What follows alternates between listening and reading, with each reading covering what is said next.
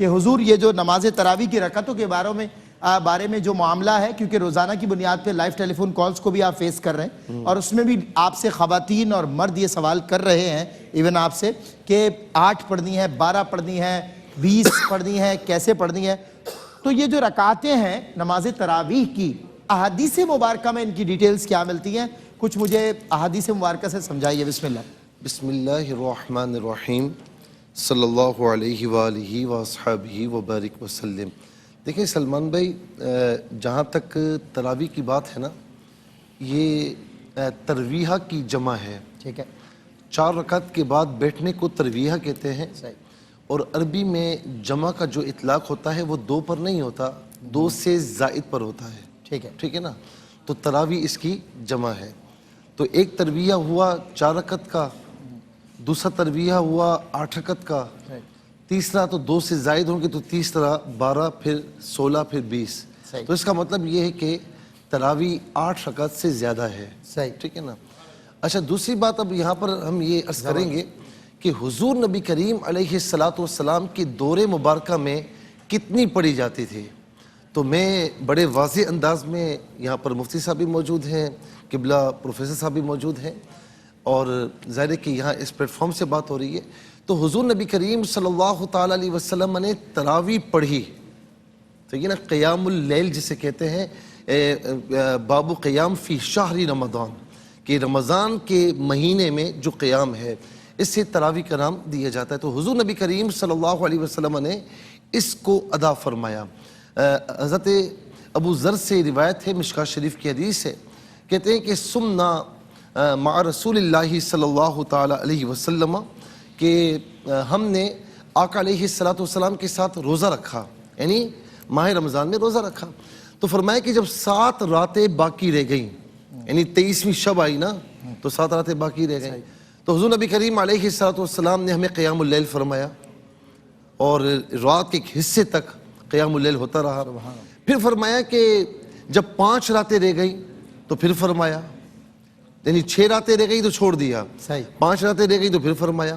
اب دوسری روایت میں یہ ہے کہ حضور نبی کریم علیہ السلام نے ایک مرتبہ قیام اللیل فرمایا، اور پھر دوسری مرتبہ چھوڑا، پھر ایک مرتبہ کیا، یہاں تک کہ ایک مرتبہ ایسا ہوا کہ صحابہ کہتے ہیں کہ حضور نبی کریم علیہ السلام کی آواز ہمیں نہیں آئی، ہم یہ سمجھے کہ آقا علیہ السلام آرام فرما رہے ہیں. پھر آقا علیہ السلام باہر تشریف لائے، قربان جائیے، یہ ہوتے ہیں رحمت عالم. فرمایا کہ تم یہ سمجھ رہے ہو کہ میں نے چھوڑ دی ہے.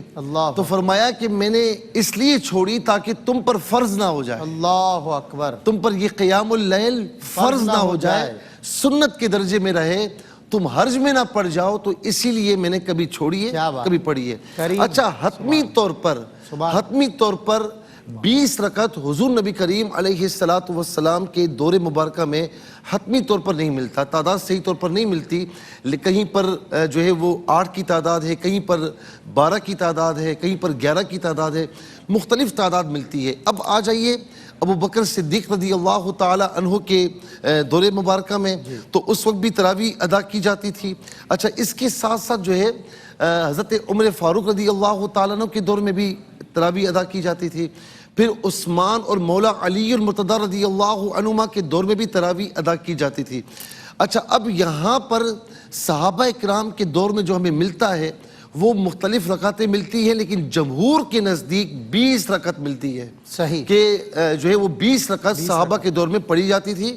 یہاں تک کہ عمر بن خطاب رضی اللہ تعالی عنہ نے جب دیکھا کہ مسلمان تراویح پڑھ رہے ہیں اور یوں سمجھ لیجئے کہ متفرق طور پر پڑھ رہے ہیں، تو فرمایا کہ نہیں، ایسا نہیں ہوگا.